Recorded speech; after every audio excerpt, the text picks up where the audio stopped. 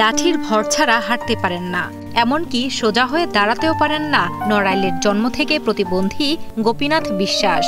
তারপরও হার মানেননি এই যুবক। প্রতিবন্ধী হলেও কোনো প্রতিবন্ধকতাই যেন থামিয়ে রাখতে পারেনি তাকে। ভিক্ষাবৃত্তি না করে ইলেকট্রনিক সামগ্রী মেরামত করে সামান্য যা আয় হয় তা দিয়েই অনেক কষ্টে পরিবার নিয়ে চলেন গোপীনাথ। সংসার করতে পারিনি ঠিকভাবে, কারণ আমি কর্ম তো করতে পারিনি। আমি যদি নিজের টাকা আমি নিজে ইনকাম না করতে পারি, কিন্তু তাদের খাওয়াবো কি করে? তারপর চেষ্টা চালাই যাতে সংসারে তাদের সঠিকভাবে তাদের 2 টাকা ইনকাম করে যাতে বাজার খাট। আসলে নুন পান্তা পুরোই ম্যাডাম, যারা আমার বাচ্চা হয়ে আইছে, কিন্তু তাদের তো চাহিদা থাকে যায় যে বাবা আমার জন্য একটা খাতা নিয়ে আসবে।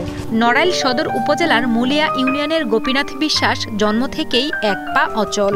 ছোটবেলায় আর্থিক অসচ্ছলতার কারণে 3য় শ্রেণীর পর আর পড়ালেখা করতে পারেননি।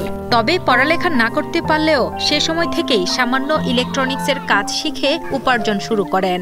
হাঁটতে সমস্যা থাকায় কখনো এক পায়ে দাঁড়িয়ে, আবার কখনো বসে আশেপাশে গ্রাম থেকে আনা torch light, pressure cooker, rice cooker, charger light, সাইকেলের বেল সহ নানা ধরনের ইলেকট্রনিক্স সামগ্রী মেরামত করেন গোপীনাথ। শারীরিক ত্রুটি থাকলেও তার কাজে কোনো ত্রুটি নেই। তাই নিজ গ্রাম সহ আশেপাশের এলাকার মানুষ গৃহস্থালী কিংবা প্রয়োজনীয় সামগ্রী ঠিক করাতে অনেকেই ছুটে আসেন তার কাছে। তো আমাদের পাশের গ্রামের থেকে আসছি, কারণ ওখানে মিস্ত্রি আছে, ওখানে যায় না। এখানে প্রতিবন্ধী গরিব মানুষ অসহায়, এনার কাছ থেকে আমরা ঠিক করি। 2 পয়সা ওনার হয়, যা ইনকাম করে এখানে বসে যা করে তার সংসার চলে। তবে এই সামান্য আয়ে সংসারের খরচ ও 2 সন্তানের পড়ালেখার খরচ চালিয়ে যাওয়া বেশ কষ্টসাধ্য হয়ে পড়েছে এই প্রতিবন্ধী যুবকের পক্ষে।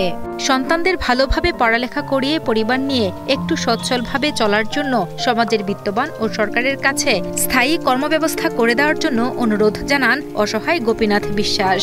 আমি তো লেখাপড়া করতে পারিনি, কিন্তু তাদের আমার চেষ্টা আছে যে আমি তাদের লেখাপড়া শিখাবো, আর যে তাদের একটু বাঁচার মতোই করবো, যাতে আসে এলে তাদের যদি একটু উচ্চ লেখাপড়ার দিকে নিয়ে যেতে পারি, তাদের দ্বারাই আমি বাঁচতে পারি। কারণ আসলে তো আমি প্রতিবন্ধী, আমি কোনো কিছু করতে পারি না, তাদের যদি একটু সামনের দিকে আগে নিতে পারি।